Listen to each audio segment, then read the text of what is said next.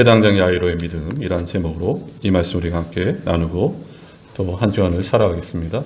계속해서 믿음에 대해서 살펴보고 있습니다. 믿음이란 하나님을 바라보는 것이 바로 믿음임을 우리가 잘 정의하면서 지금 함께 이 본문을 또한 나눌 텐데요. 사람들이 대부분 역사 속에서 자기 뜻을 못 지키고 변절하고 또 삶이 바뀌는 경우가 있음을 보게 됩니다. 왜 그럴까? 그 이유는 꿈을 잃어버리고 희망을 잃어버렸기 때문임을 보게 되죠. 1940년에서 45년 사이에 참 좋은 사람들, 또 독립군들, 독립운동사 했던 분들이 많이 변절함을 우리가 알 수 있는데요. 그 이유는 희망이 꺾였기 때문입니다. 일본은 자신들의 눈에 볼 때 패망하지 않을 것 같다는 그 절망 가운데 그들의 뜻이 꺾이고 또한 희망이 꺾여서 변절함을 보게 됩니다. 그러나 희망이 있을 때는 그 뜻을 관철시키고 계속해서 또 뜻을 지켜나가는 것을 우리가 알 수 있죠. 우리가 잘 아는 김구 선생님도 마찬가지죠. 김구 선생님이 믿음의 사람이었습니다. 정말 그가 아무것도 없을 때 하나님께 기도할 때 하나님께서 반드시 독립할 것이다. 그런 확신을 가지고 희망을 가지고 또한 일본군에 쫓겨서 중국의 중경까지 아무것도 가지고 가지 않았지만 간판 하나 가져왔습니다. 임시정부 간판. 그러나 그 희망을 꺾지는 않았습니다. 어떤 것이 그 희망을 꺾지 않았겠습니까? 바로 신앙이죠. 믿음이죠. 우리에게는 이 신앙이 참으로 중요합니다. 특히 부활신앙은 우리에게 여러 가지 절망과 죽음에서 그 죽음과 절망을 이길 수 있는 것이 부활신앙이고 또 재림신앙은 반드시 예수님께서 다시 오시기 때문에 우리가 역사 가운데 있는 여러 가지 좌절과 절망 가운데서도 다시 힘을 얻는 이유는 예수님이 모든 것을 해결할 것이고 또한 정의는 살아나고 또한 사랑은 꽃피울 것임을 믿음을 알 수 있는 것입니다. 이게 바로 신앙입니다. 오늘 우리가 이 믿음에 대해서 또 살펴볼 때요. 오늘 회당장 야이로의 믿음인데요. 지난 시간에 12의 혈루증 앓는 여인과 이 내용 두 가지 이야기 같지만 어떻게 보면 하나의 이야기를 담고 있습니다. 두 가지 주제는 믿음입니다. 마치 앞상과 뒷상 같고 동전의 양면과도 같습니다. 지난 시간에 살펴본 것처럼 혈루증 여인에게 따라 내 믿음이 너를 구원하였도다 평안히 가라 말씀하셨던 주님이 오늘 본문에서는 회당장 야이로에게 두려워하지 말고 믿기만 하라 말씀함을 우리가 알 수 있습니다. 그래서 믿음이란 어떤 것일까? 오늘 이 내용을 통해서 우리가 함께 나누겠는데요. 첫 번째, 회당장 야이로의 딸이 병이 듦을 우리가 알 수 있습니다. 오늘 읽었던 5장 21절 말씀 한번 보실까요? 5장 21절입니다. 예수께서 배를 타시고 다시 맞은편으로 건너가시니 큰 무리가 그에게로 모이거늘 이에 바닷가에 계시더니 이렇게 나있어요. 배를 타시고 맞은편으로 건너가시고 큰 무리가 예수님을 따릅니다. 이 큰 무리가 따랐던 목적은 이들 가운데서는 예수님의 말씀을 참 귀하게 여겨서 따랐던 자들도 있을 것이고 또한 이적을 보고자 자신의 문제를 해결하고자 따랐던 무리들이 있음을 알 수 있습니다. 이런 큰 무리 가운데 그 무리를 뚫고 한 사람이 예수님 앞에 나와서 엎드리는 장면이 나오는데요. 5장 22절 말씀 보실까요? 회당장 중에 하나인 야이로라는 이가 와서 예수를 보고 발 아래에 엎드려 이렇게 나있어요. 회당장이 야이로가 예수님 앞에 발 아래 엎드림을 보게 됩니다. 당시 회당에는 3명의 회당장이 있었습니다. 회당장의 역할은 어떤 것인가? 재판을 하고 또한 예배를 주관하고 성경 봉독하는 자를 세우고 기도하는 자를 세우는 것이 회당장의 역할이었습니다. 회당장은 어느 정도 지위를 가지고 있었던 자인데 그가 아무 지위도 없는 예수님 앞에 그 발 앞에 엎드려서 간곡히 구하는 것을 볼 수 있죠. 그가 참으로 겸손하게 됨을 알 수 있는데요. 그가 왜 이렇게 예수님 앞에 엎드렸을까? 그 이유는 자신의 딸이 병들어 죽게 되었기 때문임을 보게 됩니다. 때로는 우리의 삶 가운데 자녀의 여러 가지 문제가 있을 때가 있음을 보게 되죠. 그럴 때는 하나님께서 우리를 겸손케 하실 때입니다. 우리는 그 문제를 우리가 스스로 풀 수 없습니다. 그 문제를 해결할 수가 없습니다. 그 문제를 푸시고 해결하실 수 있는 이는 하나님이십니다. 그래서 문제가 있을 때는 여지없이 하나님 앞에 가지고 나와야 되는 것이죠. 그가 예수 앞에 23절 말씀 보실까요? 이렇게 나있죠. 간곡히 구하여 이르되 내 어린 딸이 죽게 되었사오니 오셔서 그 위에 손을 얹으사 그로 구원을 받아 살게 하소서 하거늘 이렇게 나있어요. 간곡히 구하였다. 간절히 구하였다. 기도의 응답은 간절한 자, 간곡히 구하는 자에게 하나님이 주십니다. 이 회당장 야이로는 자신의 딸이 이제 병이 들어 죽게 되었나이다. 예수께서 오셔서 그 딸에게 손을 얹으셔서 행하신다면 이 딸이 구원을 받을 것입니다. 나음을 받을 것입니다. 그러니 이 딸을 고쳐주소서. 이 딸이 죽게 되었나이다. 이제 마지막입니다. 이제 끝이 다가오고 있사오니 제발 이 딸에게 함께 가주십시오 하고 회당장 야이로가 예수님께 간구하고 간곡히 구함을 알 수 있는 것이죠. 오늘 우리가 이 본문을 묵상할 때 이 마가복음에는 자녀들의 문제에 대해서 3번 나옵니다. 첫 번째 문제가 이 회당장 야이로의 문제이고, 또한 두 번째는 마가복음 7장에서 수로보니게 여인, 헬라인 여인이죠. 이 여인의 또한 딸이 귀신 들렸는데 그 딸 귀신 들렸는데 그 정도가 얼마나 깊은지 그 딸을 데리고 나오지 못하고 내 딸을 치료해달라는 어미의 탄식을 보게 됩니다. 또 한 번 세 번째는 마가복음 9장에서 어렸을 때부터 자녀가 귀신 들렸는데 그 자녀를 데리고 예수님께 나와서 고쳐달라는 아버지의 모습을 우리가 볼 수 있습니다. 이 3가지의 자녀들의 문제가 있는데, 그렇다면 우리가 생각해 볼 때 왜 마귀는, 이 사단은 이 자녀들을 공격할까? 왜 이 어린아이들을 공격할까? 그 이유는 아이들이 어렸을 때 예수님을 믿고 또한 그가 거듭나고 거룩하고 성결해지면 그것을 마귀들이 너무너무 싫어합니다. 왜 그런가? 그들이 어렸을 때 거듭나서 성결해지고 또한 선한 길로 행할 때 하나님께서는 보통 그런 사람들을 크게 쓰십니다. 사무엘을 쓰셨고, 그리고 더 나아가서 또한 세례 요한을 쓰심을 우리가 알 수 있죠. 물론 나이가 들어서 중년이 되고 장년이 되어서 믿는 것도 너무너무 소중합니다. 그러나 인생이 참 짧죠. 우리가 교회사를 보면요, 정말 많은 경우 7살 때 그가 거듭났다, 그리고 청소년기 10대 때 거듭났다, 하나님께서 그들을 쓰십니다. 크게 쓰셔서 어떤 경우에는 설교자로 쓰시고 어떤 경우는 나라를 이끄는 자로 쓰심을 보게 되죠. 그래서 마귀는 어떻게 하든지 아이들이 믿는 것을 가장 두려워하는 것이 마귀입니다. 그래서 마가복음에서 마가가 의도하는 것은 바로 이것이죠. 자녀들을 왜 이렇게 공격하는가? 그 마귀가 싫어하기 때문임을 알 수 있는 것입니다. 출애굽기 10장 10절 11절은 다음과 같이 말하고 있죠. 출애굽기 10장 10절 11절입니다.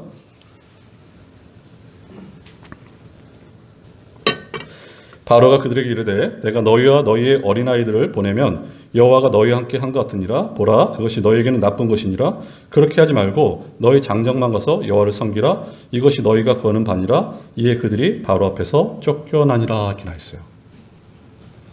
8번째 재앙이 있기 전에 바로가 모세에게 제안을 합니다. 그래, 너희들이 여호와께 예배드린다고 떠난다 하자. 하지만 아이들은 남겨놓고 장정만 가라 이렇게 말하고 있어요. 아이들 남겨둬라 이렇게 말하고 있죠. 아이가 어리다고 신앙교육에서 제외되고 그리고 예배에서 제외시킨 결과가 어떤 것이겠습니까? 이게 사탄의 전략인데요. 교회가 노령화가 됐습니다. 주일학교 아이들이 없어요. 한국교회 중고등부에 아이들이 없습니다. 한국교회 60에서 70%가 주일학교가 없습니다. 여러분. 교회에 아이들이 없어요. 왜 이런 일이 벌어졌을까요? 하나님께서는 한국교회에 큰 축복을 허락하셨습니다. 하지만 그 축복을 교회 건물 짓고 다른 곳에 쓰느냐고 아이들에게 관심을 두지 않았습니다. 청소년, 중고등 청년들의 관심을 두지 않은 결과 교회 안에 아이들이 없습니다. 여러분. 교회 안에만 아이들이 없을까요? 이 나라에도 아이들이 없습니다. 예전에 저희가 자라날 때 둘만 잘 낳아서 잘 키우자 셋 나면 벌금 내렸습니다. 나라가 잘못된 정책을 펼친 것이죠. 그래서 아이가 없는 것입니다. 사단은 부모인 우리에게 끊임없이 이렇게 욕을 하죠. 너희들의 신앙생활만 잘하라. 너희들의 자녀들에게 신앙을 강조하지 말라. 이렇게 요구를 합니다. 끊임없이 이렇게 요구를 해요. 왜냐하면 그들이 어느 때 때가 되면은 믿을 것이니까 그들에게 신앙을 강조하지 마. 이렇게 요구를 하죠. 우리는 거기에 속아 넘어서 부모는 교회 나오는데 너희는 주일이니까 주일일지라도 공부하라고 남겨둡니다. 이것은 마치 아이들을 애굽에 놔두고 부모인 우리만 출애굽하는 것과 다를 바가 없는 것이죠. 아더 핑크라는 목사님이 책에서 이런 글을 썼습니다.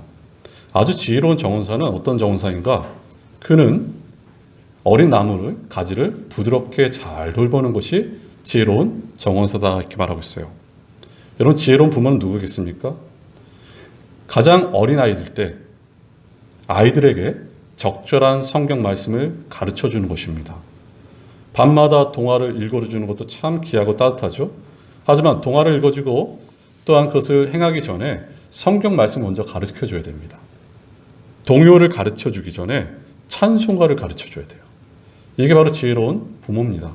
왜 그런가? 이 아이들에게 말씀을 가르쳐 줬을 때 이 아이들의 말씀 가운데 보세요. 볼지어다 세상 끝날까지 내가 너희와 항상 함께 할지어다. 이 말씀. 너희가 물 가운데 지날지라도 너희가 불 가운데 지날지라도 그 물이 너를 침몰하지 못할 것이고 그 불이 너를 사르지 못할 것이다. 나는 너와 늘 함께 할 것이다. 이 말씀이 어린 자녀의 마음 가운데 부딪힌다면 이들은 세상을 넉넉히 이겨 나갈 것입니다. 여러분. 말씀의 능력이 있기 때문이에요. 오늘날 사단의 전략으로 공격으로 이 대한민국을 보십시오. 수많은 아이들이 초등학교 아이 또 중학교 아이들이 유서 써놓고 아파트에서 뛰어내립니다. 여러분. 어떻게 그것을 막겠습니까? 여러분. 교회여 일어나야 됩니다. 여러분. 교회가 본질로 돌아가야 돼요. 교회가 가르침의 사역에 열심을 내야 되는 것이죠. 그리고 아이들에게 말씀을 심겨야 됩니다. 사단을 이길 방법은 우리 힘으로 못 이깁니다. 여러분. 말씀의 능력으로 무너뜨리는 것이죠. 말씀으로 일어나야 됩니다. 여러분. 지금 마가가 이 부분을 의도하고 있는 것입니다. 이렇게 회당장 야이로의 딸이 병이 들었을 때 예수님 함께 가주십시오. 예수님 어떻게 행하시죠? 24절 말씀 보실까요? 24절입니다. 이에 그와 함께 가실새에 큰 무리가 따라가며 에워싸 밀더라 이렇게 나있어요. 예수님은 야이로의 요구를 뿌리치지 않으셨습니다. 예수님께서 야이로와 함께 걸어가시는데 여기 보면 가실새란 단어가 있는데 이 가실새란 단어는 열심히 가고 계신다 이 뜻이에요. 그리고 큰 무리들도 계속해서 따라옵니다. 함께 가지만 목적이 너무나 다르죠. 예수님의 목적은 회당장 야이로의 딸을 고치는 것이 목적이었고 사람들의 목적은 자신의 문제를 해결하고자 하는 것이 사람들의 목적임을 우리가 알 수 있는 것입니다. 그런 가운데 35절 말씀 보면 이렇게 나있습니다. 35절이죠. 35절 전에 우리가 두 번째 살펴볼 것은 절망에 빠진 야이로인데요. 우리 35절 한번 보겠습니다. 35절입니다. 아직 예수께서 말씀하실 때 회당장의 집에서 사람들이 와서 회당장에 이르시되 당신의 딸이 죽었나이다. 어찌하여 선생을 더 괴롭게 하나이까 이렇게 나있어요. 아직 예수께서 말씀하실 때라는 얘기는 이럴 때입니다. 바로 혈루증 앓는 여인과 그 여인과 지금 대화하고 계셨어요. 그 여인이 예수님의 옷자락에 손을 댔을 때 딸아 내 믿음이 너를 구원하였도다 말씀하시고 평안히 가라 내 병에서 치료를 받았다 말씀하신 그때 회당장의 집에서 사람들이 옵니다. 근데 너무나 나쁜 소식을 가지고 왔어요. 그 소식은 당신의 딸이 죽었나이다. 그러니 저 선생을 더 이상 괴롭게 하지 마십시오. 이 소식을 가지고 나온 것이죠. 마치 예수님에 대해 예우를 행한 것처럼 보이지만 전혀 믿음 없는 행동임을 우리가 계속해서 보면 알 수 있는데요. 36절은 이렇게 말하고 있죠. 36절입니다. 예수께서 그 하는 말을 곁에서 들으시고 회당장에 이르시되 두려워하지 말고 믿기만 하라 하시고 이렇게 나있어요. 예수님은 회당장 집에서 온 자들의 소리를 들으셨다 이렇게 나있어요. 이 곁에서 들으셨다는 얘기는 당시 원어로 어떻게 쓰여졌냐면요. 잘못 듣다, 듣지 못하다, 무시하다, 유의하지 않다라는 뜻입니다. 즉 예수님은 그들의 말을 집중 있게 유의하지 않고 무시했다 이렇게 말하고 있어요. 그러면서 예수께서 말씀하신 것은 이것입니다. 두려워하지 말고 믿기만 하라 이렇게 말씀하세요. 딸이 죽었다 하는데 두려워하지 말고 믿기만 하라 말씀하세요. 지금 회당장은 이 야이로는 사람들의 소리에 절망에 빠졌습니다. 우리 부모님들 자녀들 키우다가 혹시 잠시라도 아이를 잃어버린 경험을 해보신 적 있습니까?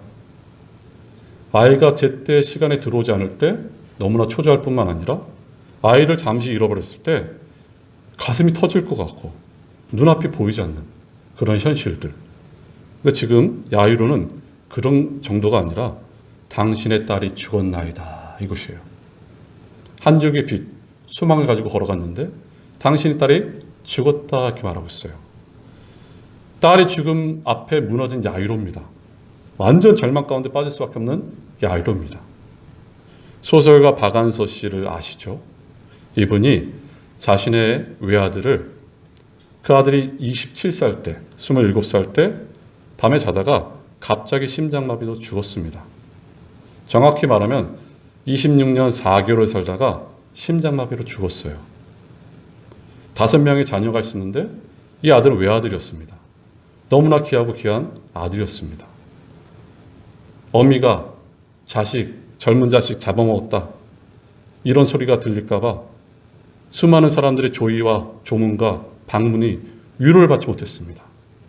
그때는 1988년 올림픽이 있을 때인데 사람들은 올림픽으로 들떠 있었어요.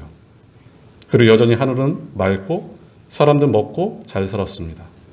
근데 어느 날 자기가 어떤 음식을 먹는데 자식은 죽었는데 내가 어떻게 이 음식을 먹냐 하면서 그 죄책감에 끊임없이 모멸감에 음식을 토해내는 어머니였습니다. 그러면서 이렇게 말하죠. 주님, 당신이 계시다면 어떻게 이런 일이 있을 수가 있습니까? 왜 내 아들을 데려가셨습니까? 데려가시려면 차라리 주시지 말지. 왜 나를 이런 고통 가운데 빠지게 하셨습니까? 그러면서 그 쓴 책 제목 일기가 제발 한 말씀만 하시옵소서 이 책이었어요. 그 책은 주변의 가족들에게 그 아픔을 계속해서 알리지 않고 통곡할 수 없을 때 글을 써서 일기로 남긴 것인데 이것은 잉크로 쓴 것이 아니라 자신의 피와 같이 쓴 것임을 보게 됩니다. 절규가 담겨져 있어요. 이렇게 죽음을 맞이한 야이로는 철저히 무너졌습니다. 여러분 오늘 이 말씀 한번 생각해 보세요. 이 36절 말씀 볼 때 두 가지 장면이 생각납니다. 하나는 회당장에서 온 사람들의 말을 한번 들어보세요. 이들은 이렇게 말하죠. 당신의 딸이 죽었나이다. 정확하게 말했어요. 팩트입니다. 하지만 더 나아가서 이들은 자신의 의견을 말하고 있어요. 당신의 딸이 죽었지만 하지만 이 선생을 더 이상 괴롭게 하지 마소서 자신들의 의견이 여기에 첨가됨을 보게 됩니다. 이들은 예수님이 누군지 알지 못했습니다. 믿지 못한 것이죠. 예수님이 누구신지 몰랐어요. 마가복음 4장 끝부분부터 5장까지는 4가지 이야기가 나옵니다. 4가지 이야기에 마가복음 4장 끝부분에서는 예수님께서 폭풍우를 잠잠케 하시는 예수님이시고 또한 5장 초반에서는 거라사 강인 군대에 귀신 걸린 자, 들인 자를 그 귀신을 쫓아내시고 치료케 하신 예수님이 나옵니다. 그 다음 장면이 지난주에 살펴봤던 12의 혈루증 앓는 여인을 고쳐주신 예수님이시고 네 번째 장면이 오늘 회당장 야이로의 딸을 살리신 예수님이세요. 네 장면입니다. 왜 네 장면을 마가가 성령의 영감 가운데 기록했을까? 우리는 자연의 죄 앞에서 무력한 존재가 사람입니다. 사단의 공격 앞에서 무력한 것이 사람이고 또한 질병 앞에서 보세요. 코로나19 그 작은 바이러스 하나 때문에 전 세계가 마비가 됐습니다. 질병 앞에서 마비가 되는 것이 무력한 것이 사람이며 죽음 앞에서 무력한 것이 바로 사람이에요. 근데 예수께서는 누구십니까? 두려워하지 말고 믿기만 하는 예수님은 그 모든 것을 말씀 한마디로 다 치료하시고 고치신 분이 주님이십니다. 여러분. 예수께서 지금 야이로에게 말씀하시죠. 그는 누구신가? 그는 바로 천지를 창조하신 하나님임을 나타내고 있어요. 이 본문 가운데 하나님께 기도했다는 장면이 나오지 않고 스스로 그 능력으로 다 고치시고 잠잠케 하신 우리가 알 수 있는 것입니다. 야이로야, 두려워하지 말고 믿기만 하라. 여기서 믿는다는 것은 어떤 것일까요? 예수님께서 어떤 믿음을 말씀하고 계실까요? 5장 21절, 22절, 23절의 말씀처럼 야이로가 딸이 죽어가는데 예수님께 나와서 내 딸을 고쳐달라는 그 믿음을 말하고 있습니다. 야이로의 믿음은 예수님을 찾아온 믿음임을 말하고 있고 그 믿음이 어떠냐는 중요치가 않습니다. 믿음이 누구를 향하느냐가 중요해요. 믿음은 대상이 있어야 됩니다. 그 대상에게 향하는 것이 믿음입니다. 이 믿음이 비록 연약하고 부족하고 구부러질지라도 예수님께 향하는 것이 바로 믿음인 것입니다, 여러분. 그 주님은 조금 전에 말씀드렸던 것처럼 바람을 잔잔케 하시고 또한 사단을 이기시고 군대 귀신 들린 자를 치료하시고 무엇보다도 열두의 혈륜증 앓는 자를 치료하시고 죽은 자를 살리시는 그 주님을 끊임없이 바라보는 것이 바로 믿음입니다. 믿음. 믿음이 완전해서 딸이 치료받는 것이 아니라 믿음이 연약할지라도 약할지라도 내 믿음이 불완전할지라도 주를 바라보는 것이 믿음입니다.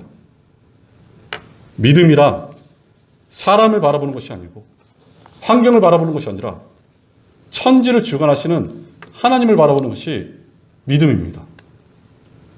지금 예수님은 다음같이 말씀하시는 거예요. 야이로와 함께 걷고 있다가 야이로가 자신의 집에서 온 자들의 소리를 듣고 덜썩 주저앉고 절망할 때 야이로야 너는 왜 나를 못 보느냐? 죽은 자를 살리며 기적을 베푸는 왜 나를 못 보느냐? 내가 너와 함께 하지는 않느냐? 내가 기적을 베풀 것이라고 말하지 않느냐? 지금 이것을 말하고 있어요. 그래서 두려워하지 말고 믿기만 하라고 말씀합니다. 우리 교복 지금 이 시대에 참 많이 절망합니다. 너무 많이 두려워합니다. 그럴 때 이 말씀 생각해 보세요. 예수님께서 그 모든 것을 행하신 주님께서 우리에게 이렇게 말씀하십니다. 두려워하지 말고 믿기만 하라 말씀하세요. 이제 세 제자와 함께 그의 집에 방문함을 보게 되는데요. 그때 이런 장면이 나옵니다. 38절 말씀 보실까요? 38절이죠.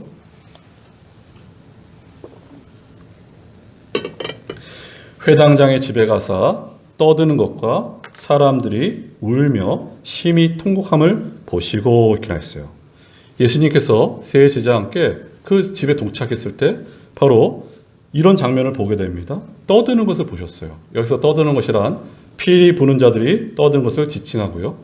또한 사람들이 우는 것을 보셨습니다. 당시에는 장례가 나면은 여자들을 돈으로 사서 장례 때 울게 합니다. 이렇게 우는 사람들을 보게 됐어요.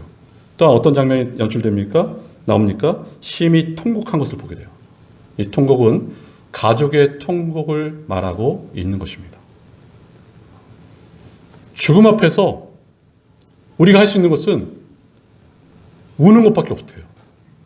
우리는 죽음을 해결할 수가 없습니다, 여러분. 죽음 앞에선 철저하게 무능력한 자들이 바로 우리들입니다. 제가 책에서 봤는데 저 지방에 이런 묘지가 있답니다. 양지 바른 곳인데 그곳에는 좀 특색이 있는 것이 이 표지판에 특색이 있는데 묘지에 들어가면 이 표지판에 이렇게 써 있답니다. 오늘은 당신이 나를 위해서 왔습니다. 이렇게 써 있어요. 그래서 모퉁이를 돌고 나면 또 다른 표지판이 이렇게 있대요. 그 표지판에 이렇게 써 있습니다. 내일은 당신을 위해서 누군가 올 것입니다. 이렇게 말하고 있어요. 오늘은 당신이 나를 위해서 왔지만 내일은 당신을 위해서 누군가가 올 것이다. 섬찟한 것이죠. 오늘은 내 차례지만 내일은 당신의 차례가 될 수 있다는 것입니다. 사람들은 장례식장이나 무덤가 갔을 때 애통하며 슬퍼하며 돌아옵니다. 아, 안타깝다. 하지만 거기서 끝이죠. 죽음을 심각하게 받아들이지 않습니다. 아니, 죽음을 외면하고 직면하고 싶지 않은 것이 우리들의 마음이죠. 하지만 죽음은 심각합니다. 왜 심각한가요? 우리는 죽음을 해결할 수가 없기 때문입니다, 여러분. 우리들의 몸은 점점 늙어가고 있습니다. 태어나면서부터 우리는 죽음을 향해 가고 있습니다. 근데 어떤 누구도 이 죽음을 해결할 수가 없어요. 예수님이 이 땅에 왜 오셨습니까? 죄로 말미암아 죽음이 들어왔고 다 죽을 수밖에 없는 그들, 우리를, 하나님의 백성을 죄를 사하여 주시고 살리시고자 이 땅에 오신 것이죠. 예수님은 이 땅에 오셔서 하나님 나라를 소개하시죠. 첫 부분도 그렇고 부활하시고 승천하시기 전에 40일 동안 하나님 나라를 강론하셨습니다, 여러분.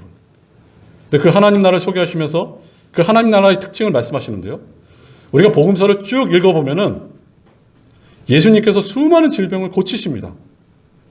앞을 못 본 자를 고치시고, 말 못한 자를 고치시고, 중풍병자를 고치시고, 수많은 질병을 고치십니다. 근데 그 이유는 하나님 나라에는 질병이 없다는 것이에요, 여러분.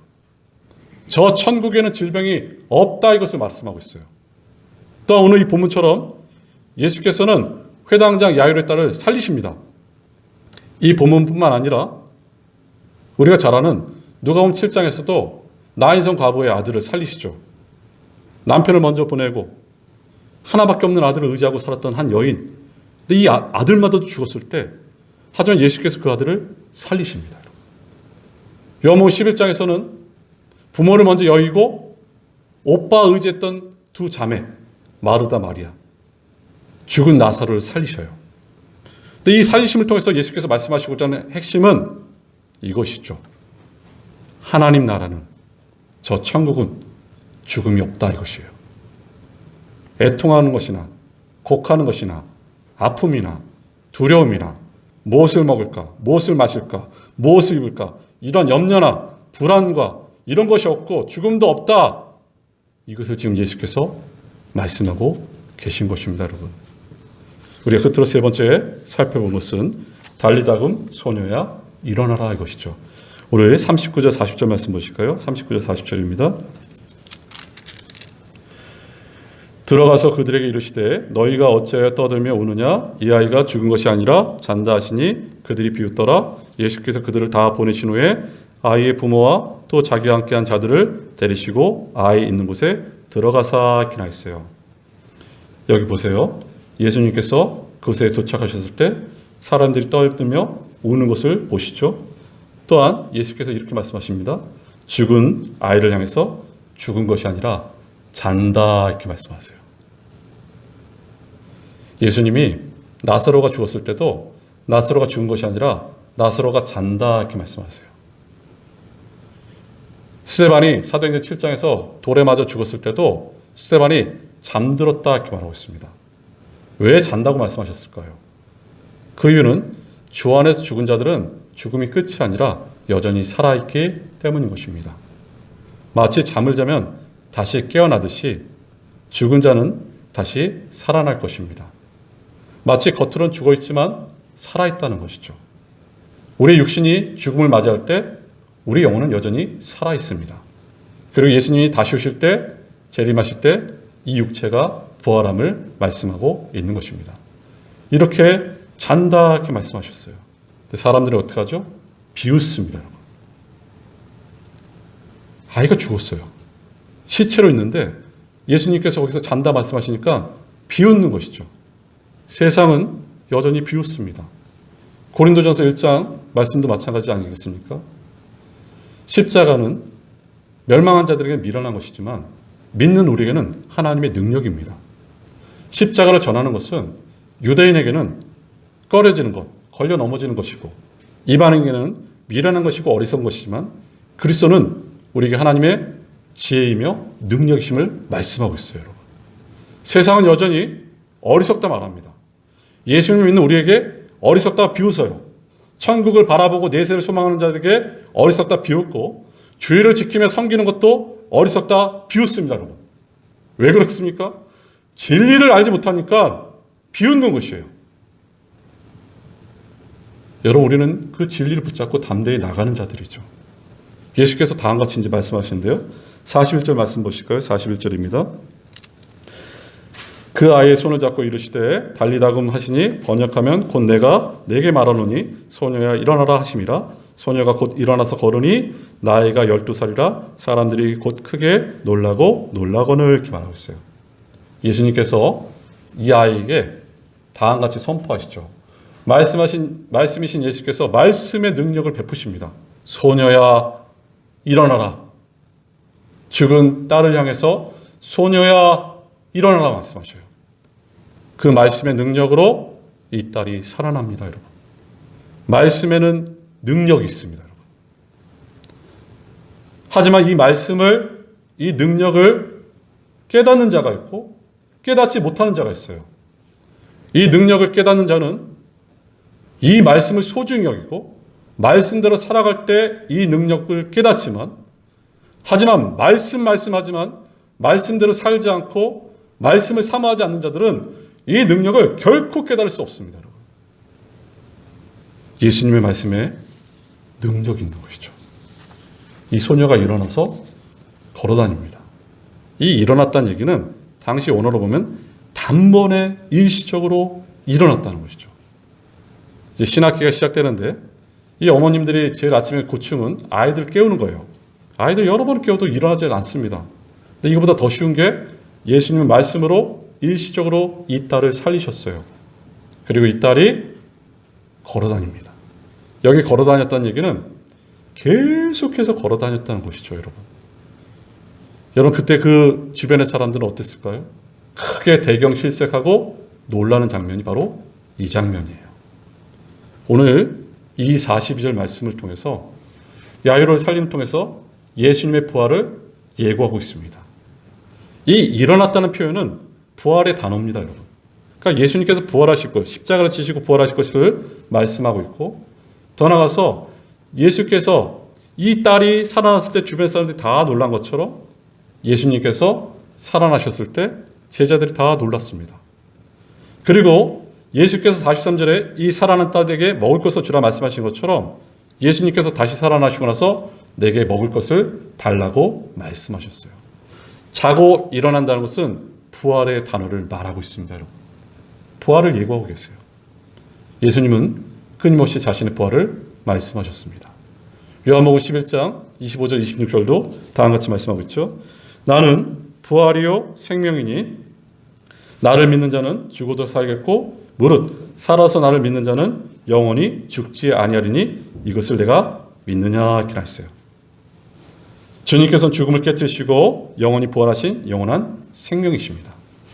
나를 믿는 자는 죽어도 살겠고, 이 말씀 지난번에 함께 살펴본 것처럼 죽었지만 여전히 살아있다는 얘기고, 나를 살아서 믿는 자는, 즉 거듭난 자는 영원히 죽지 아니하리라 말씀하고 있어요.